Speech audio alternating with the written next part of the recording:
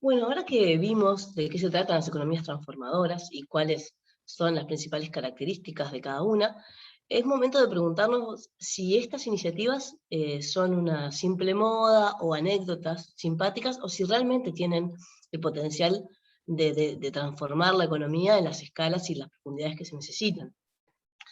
En este sentido, la respuesta todavía no está, la respuesta la va a dar el tiempo, claramente. Pero sí se observan contextos sociales y políticos que de alguna manera están reflejando que se valora y se está viendo más clara la necesidad de incorporar otros conceptos y otros indicadores, otras variables, no solamente financieras y productivas, a lo que es la visión de la economía y el desarrollo de la economía. Vamos a ver algunos indicios y algunos datos que podemos tener en cuanto a lo que es la dimensión actual de estas economías transformadoras y los contextos que las están favoreciendo y fomentando. A nivel de algunas de las nuevas fuerzas que están surgiendo y que potencian la necesidad y el desarrollo de nuevas economías, toda esta actualidad interconectada, ¿no? Nos favorece ver más claramente todo el caos, ver más claramente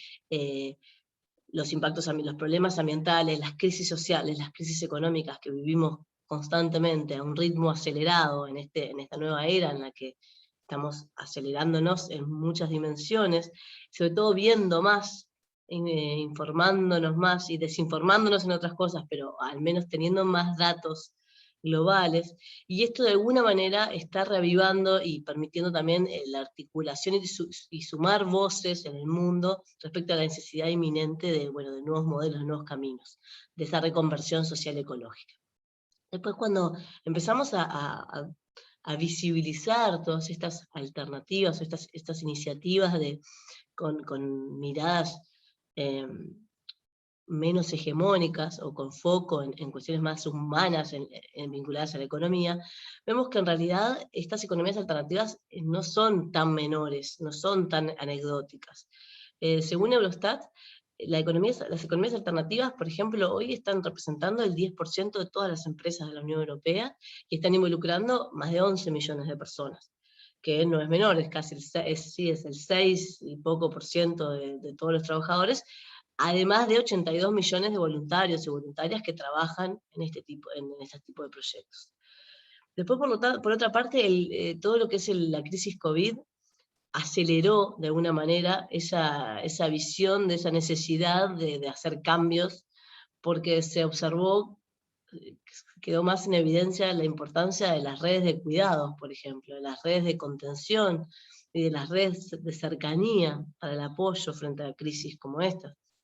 Entonces, por ejemplo, el Parlamento Europeo ya acordó un plan de reconversión, de recuperación post-COVID hasta el 2027, donde propone, o sea, el propósito de fondo de este plan es desarrollar una Europa más ecológica, más digital, más resiliente y mejor adaptada a los retos actuales y futuros. Eso claramente es una descripción de una búsqueda de todas estas nuevas economías.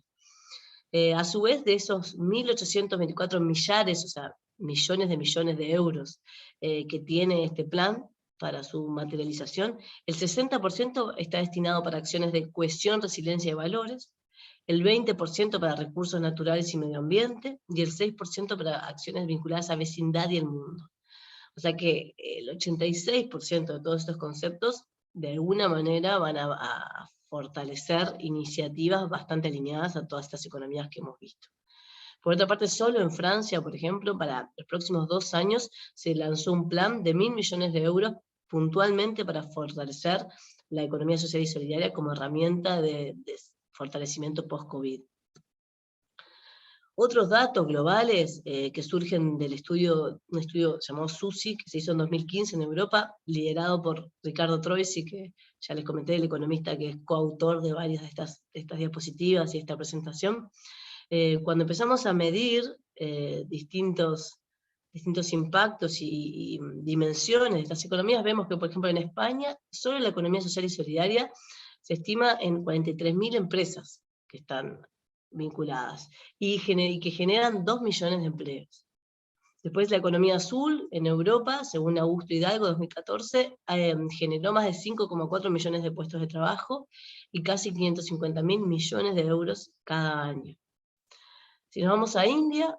casi más de 30 millones de personas, principalmente mujeres, se organizan en más de 2,2 millones de grupos de autoayuda, y la mayor corporación de comercialización de alimentos del país, que es la cooperativa Amul,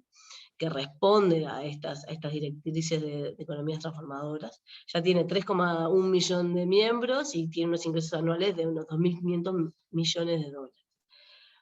Y bueno, después también el comercio justo como mercado global ha crecido muchísimo, y hay distintos datos que muestran que esto va creciendo y tiene dimensiones cada vez mayores.